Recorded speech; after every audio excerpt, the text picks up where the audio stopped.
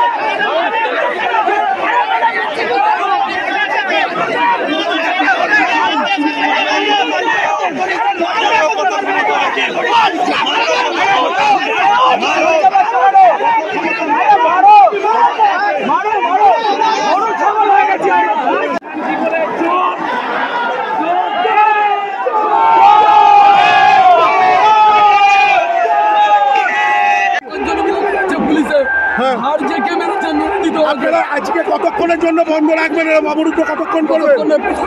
প্রশাসন আমাদের সঙ্গে কি চাইছেন? প্রশাসনের থেকে কি চাইছেন? প্রশাসনের থেকে আমাদের যোগ্য চাকরি ফিরিয়ে দিতে হবে প্রশাসনকে। আমরা যোগ্য। আপনারা কি মনে করছেন বারবার এরকম আন্দোলন করলে যোগ্য চাকরি ফেরত হবে? আপনারা তো শিক্ষক, ছাত্রছাত্রী কি শিখবে? আমাদের জীবন জীবিকা, ছাত্রছাত্রীদের জীবন নষ্ট হয়ে গেছে। তার জন্য আপনাকে কি পুলিশ মেরেছে? হ্যাঁ, প্রচুর মেরেছে। কেন, কি হয়েছিল? আপনি পুলিশের গায়ে হাত দিয়েছেন? কিচ্ছু করে এমনি পুলিশ মারলো? আমরা ওখানে দাঁড়িয়েছিলাম। আচ্ছা, মেরেছে। কখন মেরেছে? এক্ষুনি। কোথায় মেরেছে? কোথায়?